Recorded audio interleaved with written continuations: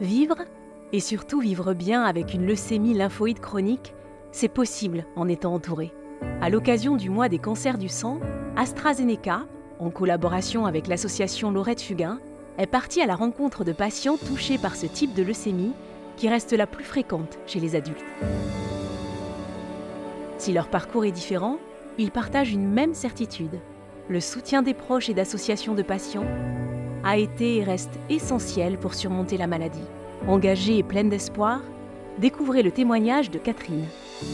Bonjour, je m'appelle Catherine, j'ai 61 ans. Je suis responsable marketing opérationnel dédié aux seniors dans une entreprise spécialisée dans le voyage. J'ai 2 enfants. Et depuis 4 ans, je vis avec une leucémie lymphoïde chronique. Quand et dans quelles circonstances le diagnostic de leucémie lymphoïde chronique a-t-il été posé? En fait, tout à fait par hasard. Les premiers signes sont apparus en 2018. J'étais vraiment très fatiguée, j'avais des sueurs nocturnes, c'était à la limite du supportable. Ce qui est surprenant, c'est qu'à l'époque, je faisais régulièrement des prises de sang et on ne m'avait rien décelé, donc je ne savais pas du tout de quoi il s'agissait. Et puis, en octobre 2018, à la suite d'une chute survenue au sein de mon entreprise, j'ai été emmenée aux urgences et on m'a emmenée donc faire des examens, une radio, un scanner, et on a décelé un certain nombre de ganglions, ce qui n'était pas du tout normal. Donc on m'a recommandé d'aller voir mon médecin généraliste, qui m'a contacté un médecine interne à l'hôpital. J'y suis allée pour 3 jours faire une batterie d'examens. Et là, on m'a confirmé que la présence de ganglions était anormale. Et en début de l'année 2019, on m'a diagnostiqué une LLC, mais aussi un lymphome, la totale. Aujourd'hui, où en êtes-vous avec le lymphome et la LLC? Au bout d'un an, en 2020, je suis en rémission après 6 mois de chimiothérapie pour le lymphome. Et pour la LLC, je suis toujours en traitement avec des injections d'hémoglobuline depuis 2 ans et demi. Dès le diagnostic, avez-vous bénéficié d'un soutien de votre entourage? Vous a-t-il semblé suffisant? Oui, j'ai la chance d'être très entourée, d'avoir ma famille autour de moi.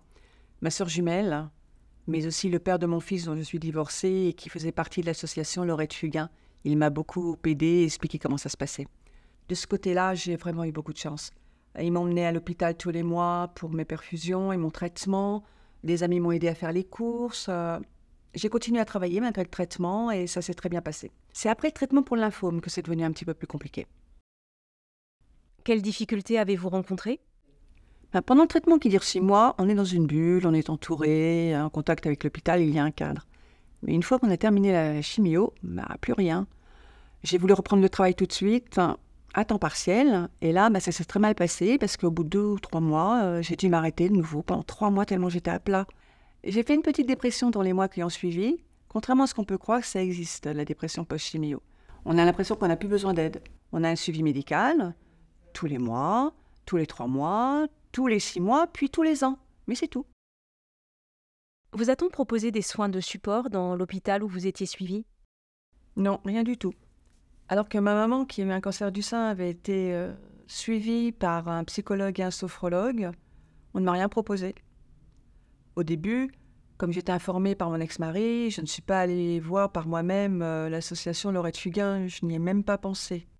En fait, je n'ai pas eu le réflexe car je pensais que c'était du ressort de l'hôpital de me proposer un soutien, comme c'était le cas pour ma maman. Avez-vous, malgré tout, bénéficié des services proposés par l'association? En fait, j'aurais bien eu besoin de leurs services à l'époque, mais je ne l'ai pas sollicité car je ne pensais pas en avoir besoin. Alors imaginez ceux qui ne la connaissent pas du tout.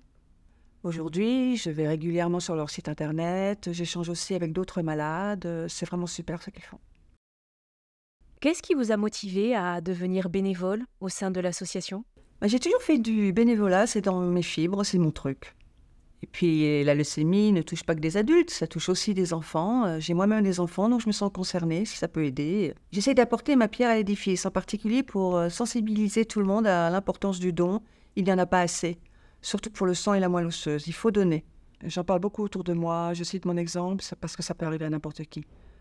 À titre personnel, je n'ai pas eu besoin de dons pour ma LLC, mais il y a toutes sortes de leucémies pour lesquelles c'est vraiment important, et ça, les gens ne le savent pas. Comment êtes-vous investi concrètement pour l'association? Je suis bénévole depuis 2 ans. Je participe à l'organisation de différents événements, comme la course des héros ou la course des étoiles. Je tiens le stand, je prends des photos. Et je vais bientôt suivre une formation pour sensibiliser le grand public à l'importance des dons. Et bientôt, je vais pouvoir m'impliquer encore plus pour être formateur moi-même et former les futurs bénévoles. Qu'est-ce que cet engagement au sein de l'association Laurette Fugain vous apporte à titre personnel? Ça m'a permis de rencontrer d'autres personnes atteintes de LLC comme moi.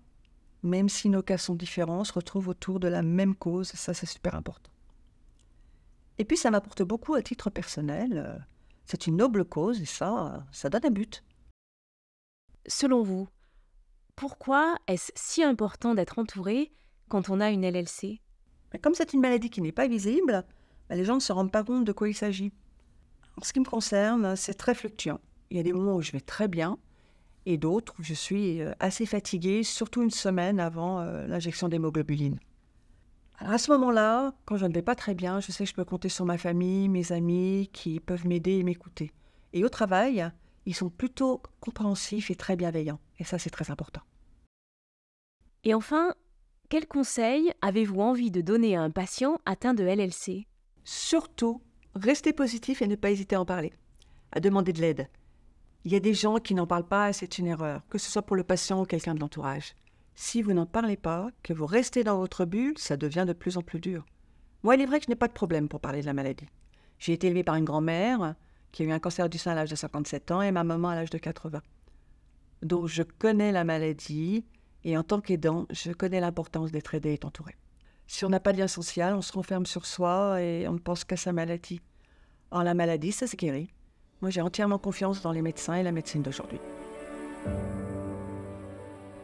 Si le témoignage de Catherine vous a donné envie d'en savoir plus sur la leucémie lymphoïde chronique et les ressources disponibles pour vous accompagner dans votre parcours, rendez-vous sur vivreavecunellc.fr et sur le site de l'association Laurette Fugain, laurettefugain.org. Vous entourer, c'est notre objectif. #Ensemble, cultivons l'espoir.